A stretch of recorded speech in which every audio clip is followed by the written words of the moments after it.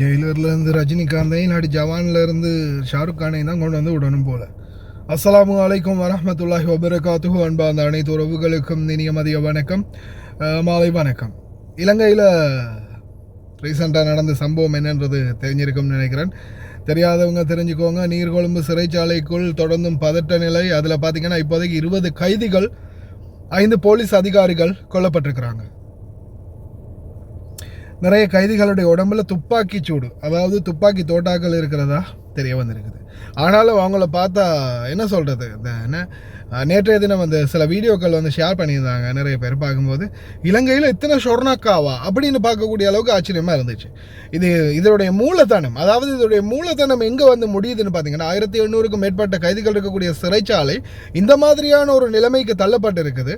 ஆனால் இதனுடைய காரணம் என்ன, ஆரம்ப கட்டம் என்னன்னு பார்த்தா போதைப் பொருள் விடயத்தில் ஒருத்தர் வந்து ஒருத்தருக்கு துப்பு கொடுத்ததாகவும் இந்த துப்பு கொடுத்ததால தான் இந்த சம்பவம் நடந்ததாகவும் தகவல்கள் வெளியாகி இருக்குது.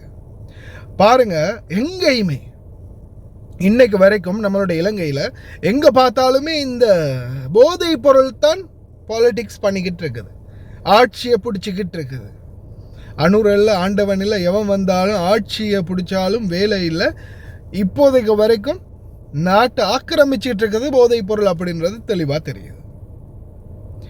போதைப் பொருள் போதைப் பொருள் போதைப் பொருள் போதைப் பொருள் அதுதான் மெயினான ஒரு ரீசனாக இருக்குது.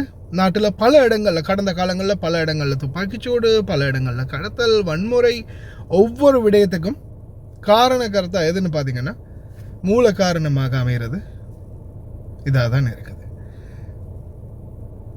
எனக்கு ஒரு செய்தி ஒன்று ஷேர் பண்ணியிருந்தாங்க. இந்த செய்தியில் தான் சிறைச்சாலைக்குள் ஏற்பட்ட பதட்ட நிலையால் இதுவரையில் 25 பேர் உயிரிழந்துள்ளனர்.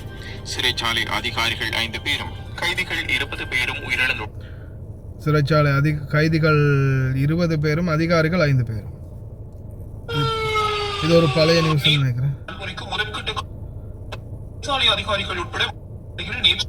இந்த பாருங்க, இந்த மதிலால ஏறி நிற்கிறதும் ஜன்னலால ஏறி நிற்கிறதும் இதெல்லாம் இதை என்ன ஜெயிலுன்னு விளங்குது. ஜெயிலா இல்லை இது சும்மா ஏதோ ஒரு காயமடைந்த நீர்கொழும்பு வைத்தியசாலையில் அவசர சிகிச்சை பிரிவில் அனுமதிக்கப்பட்டுள்ளனர். உயிரிழந்தவர்கள் மற்றும் காயமடைந்தவர்களில் பலரது உடல்களில் துப்பாக்கி காயங்கள் காணப்படுவதாக வைத்தியசாலை வட்டாரங்கள் தெரிவிக்கின்றன. நேற்று மதியம் 1 மணி அளவில் போதைப் பொருள் கடத்தல் தொடர்பான தகவல் ஒன்றை சிறைவாசி ஒருவர் காட்டிக் கொடுத்ததாக கூறப்படும் முருகன் நிலையே இந்த தொடர் வன்முறைக்கு முரண்கட்டு காரணமாக அமைந்துள்ளது. விளக்கமறியல் கைதிகளுக்கும் தண்டனை விதிக்கப்பட்ட கைதிகளுக்கும் இடையே ஏற்பட்ட இந்த மோதல் சுமார் 1800 கைதிகள் உள்ள சிறைச்சாலையில் பெரும் கொந்தளிப்பை ஏற்படுத்தியது. நேற்றைய மோதலில் 2 உயிரிழப்புகளும் 34 காயங்களும் பதிவாக இருந்த நிலையில் இன்று காலை மீண்டும் வெடித்த வன்முறையை தொடர்ந்து நிலைமையை கட்டுக்குள் கொண்டுவர பாதுகாப்பு பிரிவினர் துப்பாக்கி பிரயோகம் மேற்கொள்ள வேண்டிய கட்டாயத்திற்கு தள்ளப்பட்டனர். தற்போதைய நிலவரப்படி சிறைச்சாலை மற்றும் அதனை இராணுவம் இல்லை, நீங்கள் என்னத்தை கொண்டு போய் நிறுத்தினாலும் வேலை இல்லை.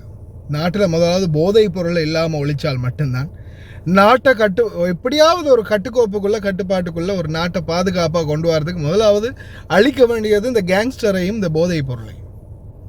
இது இல்லாட்டி கடைசி வரைக்கும் எதிர்கால ஃபியூச்சர் ஜெனரேஷன் வந்து மொத்தமாக பிளாஸ்ட் தான்.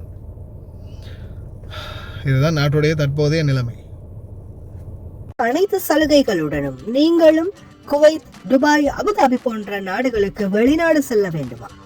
உங்களுக்கான விடுமுறை மற்றும் போனஸ் அனைத்து சலுகைகளுடனும் விதேசி வெளிநாட்டு வேலை வாய்ப்பு மையம். தொடர்புகளுக்கு இப்போதைய அலையுங்கள் 0742800800. அஸ்ஸலாமு அலைக்கும் வரஹ்மத்துல்லாஹி வபரகாத்துஹு. அன்பாத அனைத்து உறவுகளுக்கும் இனிய வணக்கம். உதிரம் கொடுப்போம், உயிரை காப்போம். குவைத்தில் எதிர்வரும் 17ஆம் திகதி வெள்ளிக்கிழமை குவைத்துடைய ஜாபரியா இரத்த வங்கி ரட்டவீர் வெக்கமுத்துவ குவைட் ஏற்பாடு செய்துள்ள இரத்த தான முகாம் மதியம் 2 மணி முதல் இரவு 7 மணி வரைக்கும் இந்த இரத்த தான முகாம் இருக்குது. ஒரு துளி உதிரத்தால் ஒரு உயிரை காப்பாற்ற முடியும்.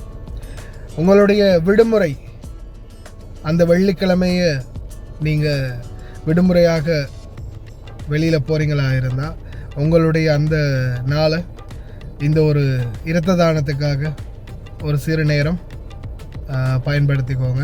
நிச்சயமாக இறைவனுடைய அருளும் ஆசீர்வாதமும் கிடைக்கட்டும். அதே போல் உங்களுக்கான ஒரு சான்றிதழும் கிடைக்கும். நிச்சயமாக கலந்து கொள்ளுங்கள். 17ஆம் தேதி வெள்ளிக்கிழமை மதியம் 2 மணி முதல் 7 மணி வரைக்கும் குவைட் இரத்த தான முகாம் ஜாபரியா.